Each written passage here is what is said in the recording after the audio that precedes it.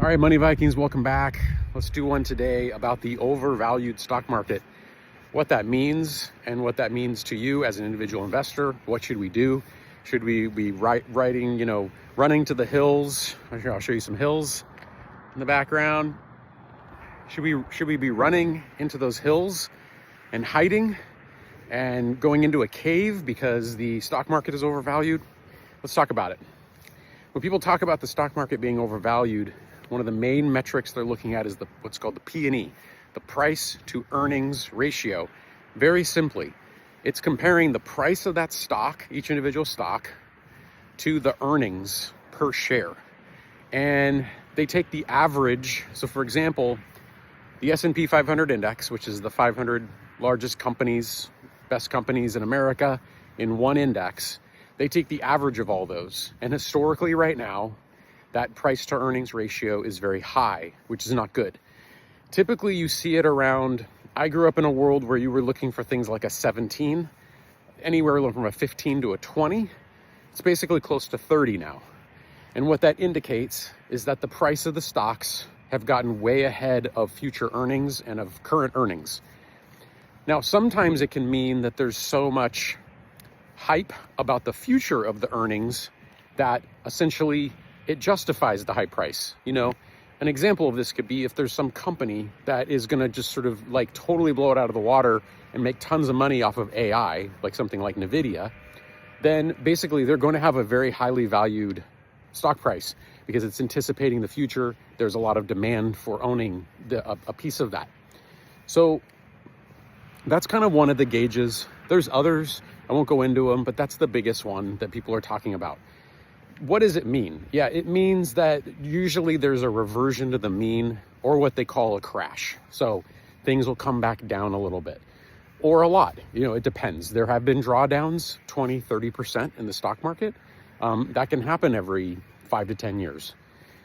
The reality is this, what do we do? So if you feel and you think from the data that, that is a big issue right now, and you don't have that much of a long time horizon, so you don't want to see significant losses, well, you can basically move into cash, right? You can move into cash, you can move into bonds, you can move into safer quote unquote assets.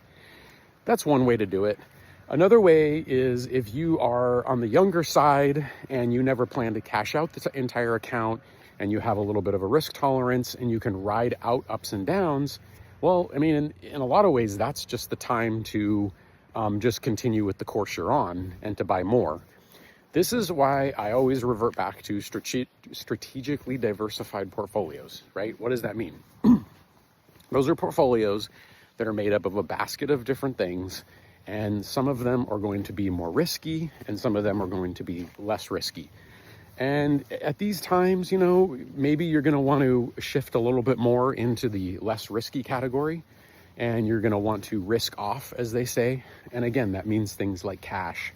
That means things like bonds versus more of the equities and the stocks that are going to have a little bit more of a risk going forward. Now, it's important to remember this is not always historically accurate. So there's been times when these PE ratios have been high and the stock market has continued to do very well. I'm trying to think back of some of these. You can look them up. I think the mid 90s might have been an example of this. But anyway, so it could mean that stocks have more time to run. But again, what you're looking at over time are average returns, okay? The returns, and I've done a few videos on this, the returns of the S&P 500, it'll be sort of something like, it'll be up 20% one year, the next year it'll go up 7%, the next year it'll go up 10%, and then you'll see like a 15% drop. Then you'll have it up 6%, then you'll have it up 25%, then you'll have it up, 28%, and then you'll see a 20% drop. So, that does happen. There are times when there are years where it goes down. Again, for me, I don't do much. I just dollar cost average every couple weeks, put it in the S&P 500, let it ride over the long run because of what I talk about. I am building a future passive income machine. I'm not totally worried if the value of that portfolio is, let's say, one day it's 300,000 and the next day it's 290, then it's 270, and then it's up to $99, then it's up to $310. That's going to happen. That's just part of it. It really doesn't mean I lost anything because I didn't sell. So anyway, just some ideas to keep in mind. Is the stock market overvalued? Yeah, I mean, it seems like things are pretty high at the moment, but it's very hard to do timing. So I'm not going to do market timing. I'm not into that. Base it on strategically diversified portfolios, dollar cost averaging. You keep a portfolio that has your risk tolerance built in. So if you don't like a lot of big dips or swings, you're definitely going to be more into bonds and CDs. If you can handle a little more risk, then you're going to be more towards the equities and the stocks and the Bitcoin type stuff. I'm kind of a half and half guy, right? And so half I do the risk on assets and half I do the risk off, and just make subtle adjustments over the years and go from there. So hope that helps you guys keep perspective. Take care and catch you on the next one. Thanks for watching.